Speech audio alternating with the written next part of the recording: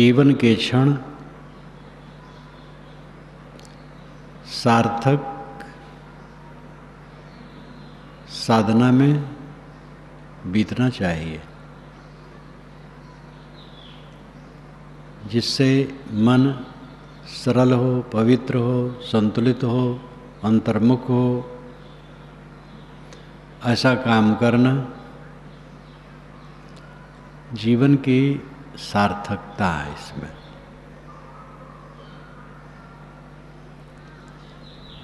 दुनिया की वस्तुओं को सोचना,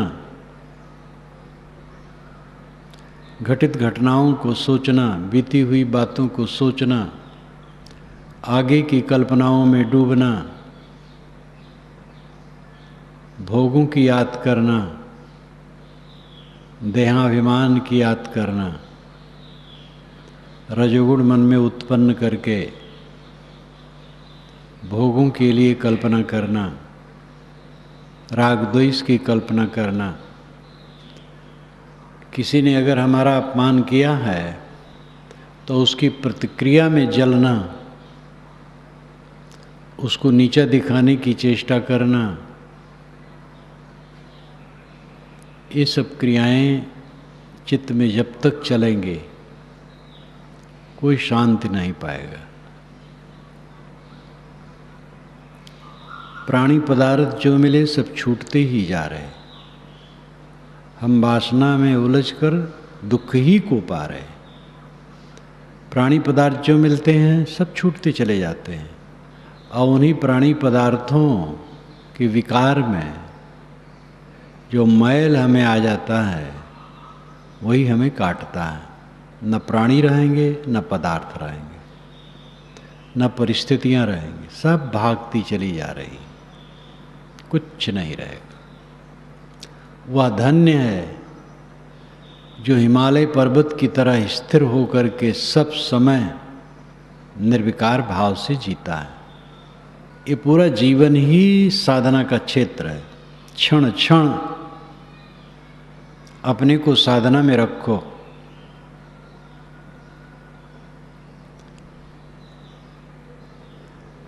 जीवन बीतता चला जाता है और मन में मैल भरा है, कब कल्याण करोगे?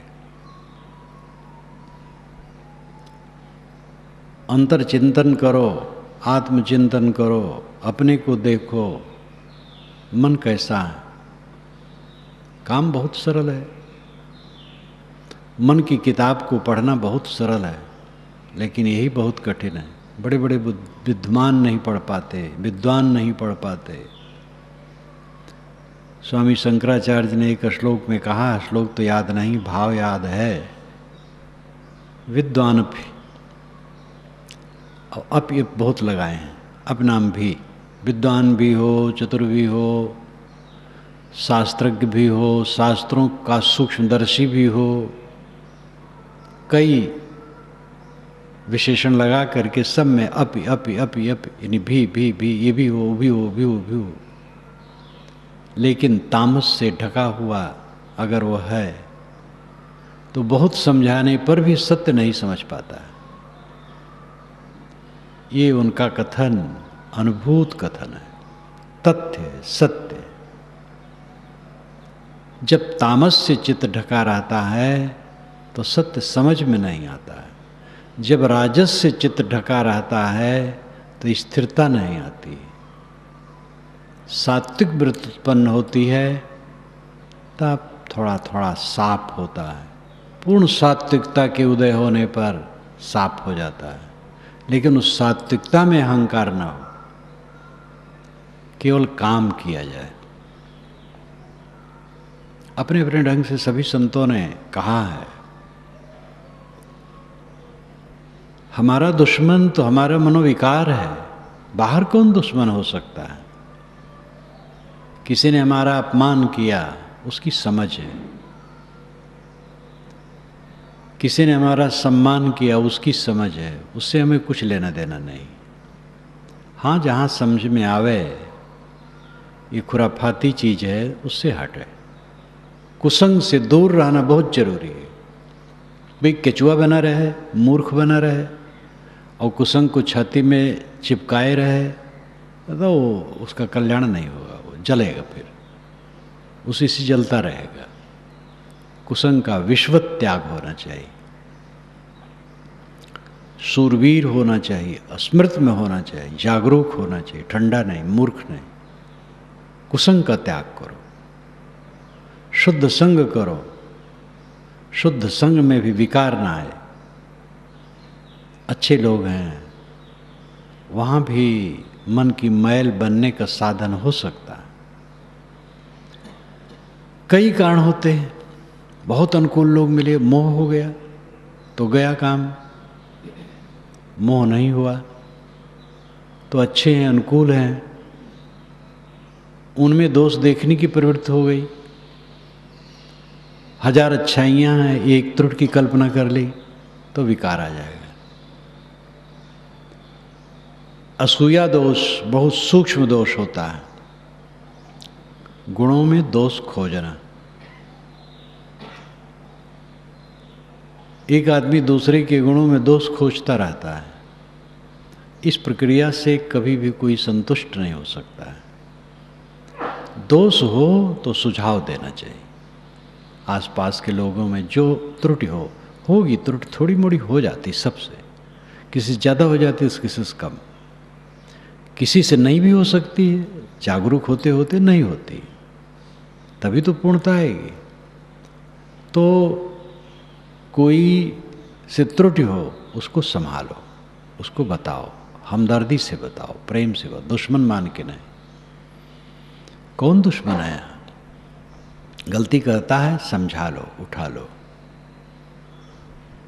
तुमसे गलती हुई, विनम्र हो जाओ, शीतल हो जाओ, क्षमा मांग लो, फिर न दोहराना ही क्षमा मांगना है।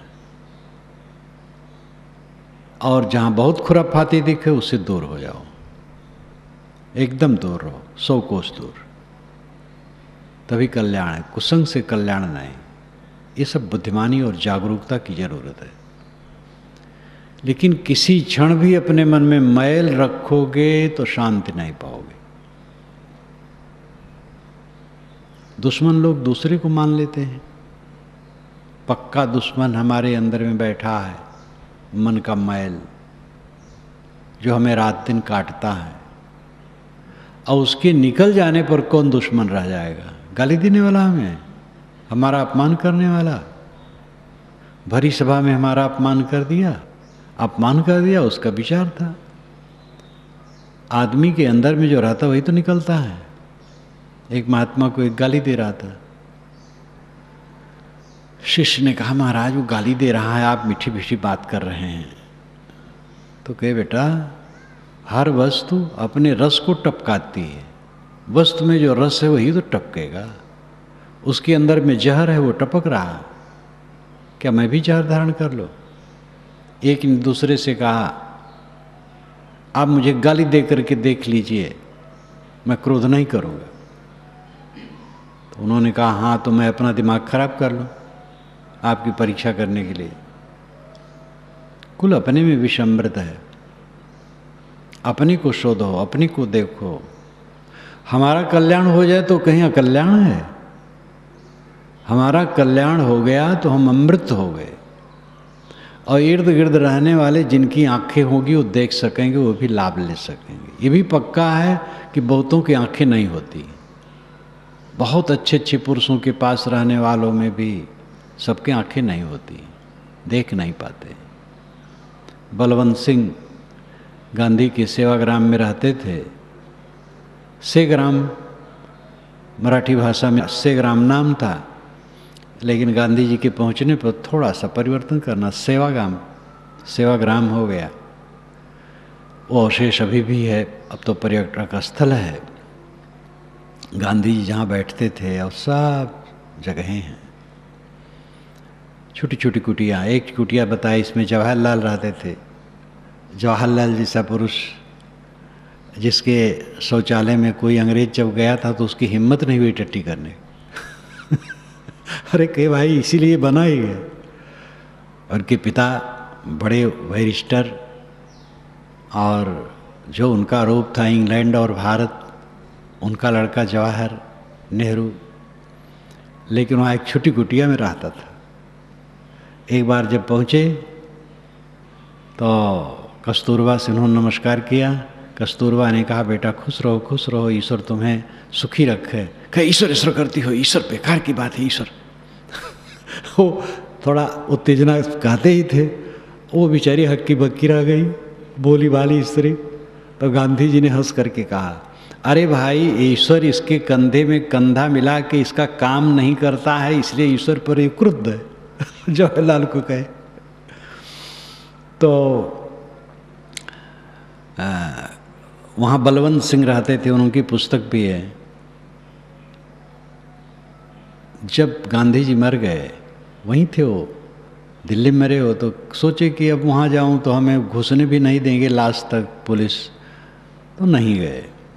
फिर कुछ दिन के बाद घर चले गए। वहाँ से जब लौटे, एक बार सेवाग्राम आए, जहाँ गांधी जी बैठते थे, वहाँ बाहर आकर के गिर पड़े, जोर से फूट के रो पड़े। उन्होंने खुद लिखा है कि गांधी जी के साथ रहते रहते मैं गांधी जी को नहीं समझ पाता था ठीक। उनकी महत्ता तो समझता था, कई बात मैं नहीं समझ पाता था, अब समझ पा रहा हूँ, अब अवसर निकल गया। पूरी दुनिया का इतिहास देख लो, अच्छे अच्छे लोगों के पास रहने वालों में कम लोग उनको समझ पाए। कोई समझ पाए ना समझ पाए छोड़ो, आपका काम है अपने मन को पूरा धो डालो, निर्मल, उसी से शांति मिलेगी। सुख से सोओगे, सुख से जागोगे, सुख से स्मरण करोगे, सुख से बैठोगे, उठोगे, लेटोगे, सब समय सुख सुख सुख, सुख की धारा बहेगी। केवल अपने मन को निर्मल करने के लिए, लड़ने से नहीं, दूसरे को नीचा दिखाने से नहीं, दूसरे को तकलीफ देने से नहीं, षड्यंत्र करने से नहीं, कुचलने से नहीं, किसी की हानि करने से नहीं, और किसी को अनावश्यक श्रेय देते देते उसको पुलकाते पुलकाते नहीं। न्याय से रहो, विवेक से रहो, समझदारी से रहो, मूर्ख न रहो, विवेकवान रहो, सावधान रहो, संग कुसंग का ध्यान रखो, कुसंग का त्याग। खुराफाती आदमी से नमस्कार, दूर से नमस्कार, शुद्ध संग करो, लेकिन कहीं मोह ममता न करो। जागरूक रहने की जरूरत है, साथ साथ बच्चे का हृदय होना चाहिए निर्मल, एकदम हृदय बालक की तरह रहे। कल्याण चाहते हो तो राजनीति करना चाहते हो, लड़ाई झगड़ा करना चाहते हो, भोग चाहते हो, पद चाहते हो, प्रतिष्ठा चाहते हो, उसके लिए गुत्थिम गुत्था करना चाहते हो, तब तो अंधाधुंध है संसार, जो जिनके मन में आवे सो करे। अंग्रेजी कहावत है, जिसका हिंदी अनुवाद है कि खुराफाती लोग जब और जगह नहीं पाते हैं तो राजनीति करने लगते हैं। खुराफाती लोग राजनीति करते हैं, तो उन्हीं के लिए रहने दो, अपने कल्याण का काम सोचो। यहाँ पर जितने बैठे हैं, चाहे घर छोड़ के आए हैं, चाहे घर वाले हैं, सब के सब का उद्देश्य केवल एक है, मानसिक शांति। और बहुत सस्ता है, बहुत सरल है, बहुत सरल है। उसमें न विद्या की जरूरत है, न धन की जरूरत है, न पद की जरूरत है, न जाति वर्ण की जरूरत है, न वैदिक और इस्लामिक और ईसाइयत या और भी मोहर लगाने की जरूरत है, कबीरपंथी कहलाने की भी जरूरत नहीं। उसके लिए तो अपने को समझना है और अपने चित्त को शोधना, इतने काम करना है। आप कौन हैं, आपके सामने क्या है? आप चेतन हैं, स्वसत्ता, आत्मसत्ता, और जो सामने है वो मन है, चित्त है। आपको तकलीफ चित्त से होती है, क्योंकि चित्त में मैल है, खुराफात है, विकार है। वो आपके अहंकार का परिणाम है, आपकी अविवेक, अंधापन का परिणाम है। हम और आप अंधे हैं, देख नहीं पाते। छोटा सा मन उसको देख नहीं पाते हैं, और उसके कूड़े कचड़े को नहीं निकाल पाते हैं। तो ये महाअविवेक है। अपने को समझो, अपने को देखो, केवल अपने को शोध लो, बाल हृदय बन जाओ, स्वच्छ, आपका बेड़ा पार है। आसपास वाले अपना डूबा में बेड़ा, कोई कैसो करे ना हमसे मतलब। श्री विशाल साहब ने गाया है, बहुत बढ़िया। कोई कैसो करे ना हमसे मतलब, चाहे बनावे चाहे बिगाड़े, भाव भावें करतब। निज पद में तो रहे अटल होए, मार्ग अपने धर तब। पवन प्रचंड बहे झकझोरन, सही रही भूमि न टर तब। जो आवे त्यों देव फिराई, धर दरबान पछर तब। लाभ दिखाए घुसन जो चाहते, हुए अगर मचल तब। पूर्ण आप चाहे कस पूर्ण, धारण भाव यही नहीं भर तब। तो और पंक्तियां हैं, कोई कैसो करे हमसे कुछ मतलब नहीं, चाहे बनावे अपने चाहे बिगाड़ दे, चाहे हमारे लिए भाव करे चाहे अभाव करे, हम अपने मार्ग को पकड़ते हैं। प्रचंड पवन बहता है लेकिन उसको सह करके जमीन अडिग है। इसी प्रकार हम अडिग हैं, सभी स्थितियों में अडिग हैं। जो आवे ते देव फिराई, धर दरबान पछर तब। दिल में जो कोई विकार आवे उसको विवेक वैराग का दरबान रख करके बता दो कि उसको धक्का दे करके निकाल दे, कोई विकार ठहरने न पाए चित्त में। लाभ दिखाए घुसन जो चाहते हो अगर मचल तब। कोई ऐसा भी आदमी हो सकता है लाभ दिखा करके घुसना चाहे, ये लाभ होगा, तो कह दो हमें लाभ नहीं चाहिए। सदगुरु विशाल देव की वाणी, जीवन वैसा था, मन वैसा था, साधक थे, सिद्ध थे, परिपक्व थे। बड़ी बारीकी से मैंने उनको देखा और सन 53 में उनके दर्शन पाया नवंबर में। उसके पश्चात वो फरवरी में तो आ गई हमारे गुरुस्थान पर, 1.25 महीना रहे समाज सहित। उस समय मैं भोजन बनाता था, बड़ा भंडारा, दर्शन उनके कर लेता था, कोई शब्द सुन लेता था। उसके पश्चात उनके पास जाने लगा 12 तो एक बात कहीं बोल रहे हैं, आज कहाँ से आए हो, बस जाते समय पूछ लें कौन स्टेशन पर बैठे हो, फलाने स्टेशन पर सर। 2 मिनट गाड़ी रुकी थे, ध्यान दो, बस और कुछ नहीं। सन 58 से फिर हमारा उनका संवाद शुरू हुआ और निकटता शुरू हुई। 76 तक, 77 में शरीर छूटा उनका। सूरवीर संत, निर्मल संत, महान संत, एक एक वाणी उनके हृदय का रस है। कोई भी संसार सागर से पार होगा वीर बन करके, कायर बन करके नहीं। जो अपने मन द्वारा लतियाया जाएगा रात दिन, मन रगड़ रहा, प्रतिक्रिया में रात दिन रगड़ रहा, फलाने ने ऐसा कह दिया, फलाने ने अपमान कर दिया, हमारे छोटे ने ऐसा कर दिया जो हमसे छोटा है। अब अगर कहीं चेला कर दे, वो पुत्र कर दे, अरे भाई चेला पुत्र कुछ नहीं, ऊंच नीचे मध्य की बानी, एक है पवन एक है पानी। कौन छोटा है कौन बड़ा है, मर्यादा मानने वाले माने, तुम दूसरे की मर्यादा मानो। तुम्हारी मर्यादा कौन कितना मानता है इसकी परवाह न करो, सब बड़े, हमसे सब बड़े। ये भाव रखो, चित्त निर्मल रखो, निर्मल रखो, सदैव आनंद कंद रहो। मैल बना करके क्यों नरक भोगते हो? नरक तो अनाद काल से भोगते आए हो, आज भी नरक भोगो साधु भगत बन करके और सज्जन बन करके। कब स्वर्ग में पहुंचोगे? कौन दिन आएगा आगे? ये दिन क्या घटिया है? देखो सूरज उगा है लेकिन बादल ने उसको रोक रखा, उसके प्रकाश को। शीतल मंद सुगंध वायु, कितना बढ़िया सब वातावरण मिला है। आप उठ सकते हैं, बैठ सकते हैं, चल सकते हैं, बोल सकते हैं, सेवा कर सकते हैं और ध्यान कर सकते हैं। ये समय ज़्यादा दिन रहेगा? अचानक जाएगा। जवान लोग जो इसमें बैठे अहंकार न करें, जवानों को ठिकाना है।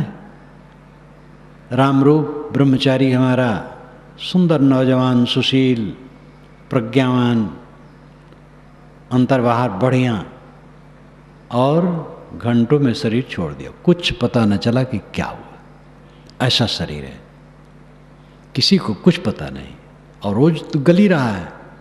कब काम करोगे? समय कब आएगा? आज खुराफात करोगे, कल्याण कब करोगे?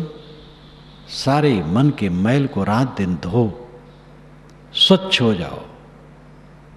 कुछ साथ में नहीं, सब भागा जा रहा है। आए हैं ते जाएंगे राजा रंक फकीर, एक सिंहासन चढ़ी चले एक बधे जंजीर। जो आए हैं जाएंगे, राजा रंग फकीर कोई हो, एक सिंहासन पर बैठ के जाता है, एक जंजीर में बंध के। निर्मल मन का मनुष्य सिंहासन पर बैठ करके जाता है, मैला मन का मनुष्य जंजीर में बंध करके जाता है। बस इतना ही फर्क है। जिसका मन निर्मल है हर समय कमल की तरह चित्त खिला रहता है, दुख है ही नहीं है। दुख कहाँ है? दुख तो अविवेक में है, अज्ञान में है। देहाभिमान जितना करो दुख है, अपने नाम रूप के प्रति मोह, इसको छोड़ दो, दुख नाम की कोई चीज नहीं। सब समय दुख रहित जिसका चित्त है, उस सिंहासन पर बैठ करके संसार से जा रहा है। भूतेषु विचित्र धीरा प्रेतास्माल लोकादमृता भवन्ति।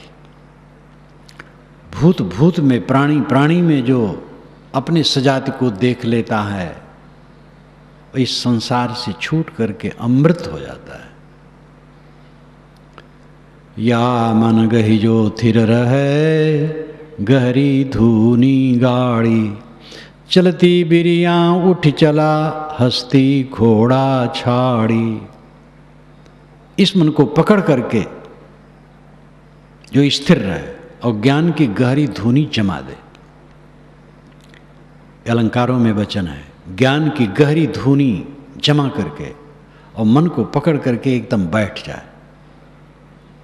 ये मुन्ना को इधर उधर कूदने न दे। चलती बिरिया उठी चला, हस्ती घोड़ा छाड़ी। चलते समय क्या होगा? हाथी घोड़ा सब छोड़ के चल दोगे। गृहस्थ लोग अपनी गृहस्थी छोड़ के चल देंगे, हम लोग ये मठ मंदिर छोड़ के चल देंगे। ये सभागार में बहुत दिन रहने की जगह थोड़ा है। सभागार से उठ जाना है, जिन कमरों में हम लोग रहते हैं वहाँ से उठ जाना है। उठा उठाया है कुछ है ही नहीं है, सब झूठ। जो हरदम सब झूठ नहीं समझेगा उसको शांति नहीं मिलेगी। लेकिन दूसरा खतरा है, जो झूठ मानेगा व्यवहार उसका ठीक नहीं रहेगा। ये भ्रम होता है अज्ञान से। जिन्होंने झूठ माना उनका व्यवहार खूब गहरा और चाण रहा। स्वामी शंकर ने सब झूठ माना और 32 वर्ष की उम्र तक में तो उनका शरीर छूट गया। और उसके अंदर वो कितना काम की, कितना दौड़ते रहे, लिखते रहे, पढ़ते रहे, जगत को जगाते रहे। उनके ऊपर ऑब्जेक्शन कि उन्होंने बौद्धों का नाश किया, बिल्कुल झूठ है। बौद्धों को उन्होंने नाश नहीं किया, अपना विचार कहा। ये तो झूठे लोग लिख डाले हैं। शंकर दिग्विजय लिख करके उसमें शंकर को बदनाम किया गया है। शंकर कोई राजा महाराजा नहीं थे कि बंदूक लेके चलते थे। शंकर तो सन्यासी थे। उन्होंने कहा है कोई हमारे साथ दुर्व्यवहार करे तो हमारे में प्रतिक्रिया भी नहीं होनी चाहिए। कैसा भला हो सकता है कि वो किसी बौद्ध का विनाश करे? इतिहास कहीं नहीं बताता है कि शंकर स्वामी ने बौद्धों का विनाश किया है। ये शंकर स्वामी के ही अनुगामी बिना समझे और अपने गुरु की बड़ाई करने के चक्कर में और शंकर ने सबको रगड़ दिया, सुधन्ना राजा को साथ में लेकर के। अपने ही अनुगामी खतरनाक होते हैं। हिंदू समाज का विनाश हिंदू करता है, इस्लाम का विनाश मुसलमान करता है, ईसाइयत का विनाश ईसाई, कबीरपंथ का विनाश कबीरपंथी। इस आश्रम का विनाश अगर कोई करने वाला होगा तो आश्रम में रहने वाले कुचक्री लोग हो सकते हैं। अगर ऐसे लोग पैदा हुए इसका विनाश कर देंगे। बाहर से कौन विनाश कर देगा? आसपास जो बैठे वो विनाश कर देंगे। गाली देते रहे नहीं विनाश कर पाएंगे। यद्यप हमारे चारों तरफ जो बैठे उनका प्रेम है, यहाँ गाली देने वाला कोई नहीं। हमारे शरीर का विनाश दूसरा कर देगा। हमारा खान पान आचार विचार खराब होगा, विनाश हो जाएगा। दूसरा कौन विनाश करता है? आप अपने को संभाल लो, 3 लोक भय ना है।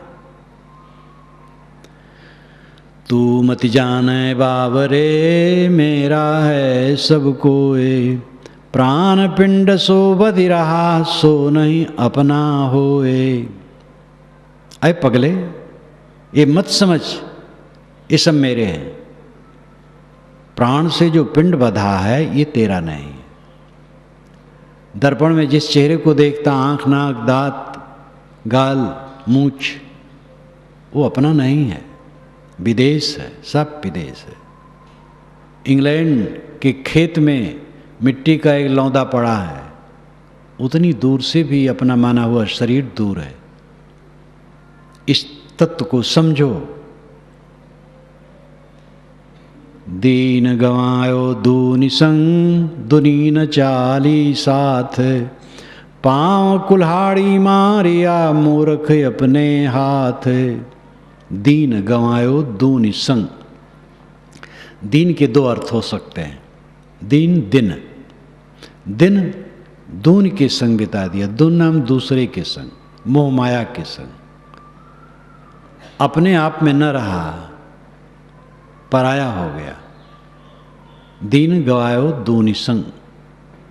दूनि संग, दूसरे के संग, द्वैत के संग, माया के संग, आत्मज्ञान, आत्म विचार, आत्म संयम में न रहा, बह गया चारों तरफ। और दीन का अर्थ अरबी भाषा के अनुसार धर्म है। वो धर्म संप्रदाय नहीं, दीन तो केवल धर्म है। मजहब संप्रदाय ये बाहरी है। दीन गवायो दूनि संग, दून दूसरे के संग में अपने धर्म को तो खो दिया। अर्थ दो ढंग से है लेकिन बात एक ही है। दुनी न चाली साथ, लेकिन ये दुनी, ये द्वैत जिसमें तुम मोह किया, जिसका अहंकार किया, वो तेरे साथ चलने वाला नहीं, कुछ भी चलने वाला नहीं। शरीर पीड़ा दे दे करके गल गल करके मर जाएगा। किस अहंकार में बैठे हो? आसपास के लोगों को नहीं देखे हो? सड़ सड़ के मरे हैं, घुल घुल के मरे हैं, रगड़ रगड़ के मरे हैं। और किस प्रमाद में हो? मोह भंग करो। पांव कुल्हाड़ी मारिया मूर्ख अपने हाथ। ये मूर्ख अपने हाथ से अपने पैर में कुल्हाड़ी मारता है, अपना विनाश करता है, अपने मन को खराब करता है, वाणी को खराब करता है, कर्मों को खराब करता है। मैं भौरा तुहि बरजिया, बन बन वासन ले, अटकेगा कहूँ बेली से, तड़फी तड़फी जिए दे। कितना मार्मिक है। तीर लगती है तो शरीरधारी को चोट होती, पत्थर को नहीं। जिसके हृदय में जितनी जगह होगी ये वाणियां चुभेंगी। पानी सर्वत्र बरसता है, टिकता वहां है जहां गहरा होता है, गहराई होती है। मैं भौरा तुहि बरजिया, बन बन बास न ले। अय भौरा, मैंने तेरे को बरजा रोका कि बन बन में सुगंधी न ले। अटकेगा कहूँ बेल से, तड़फ तड़फ जिए दे। अटकेगा कहीं बेल में, तड़फ तड़फ जिए दे। कटीले और जहरीले पौधे में, बेल में, लता में कहीं फंसा तो तड़फ तड़फ करके जान देगा। ये अन्योक्ति अलंकार है। कहा कुछ जाए अर्थ कुछ हो, ये अन्योक्ति है।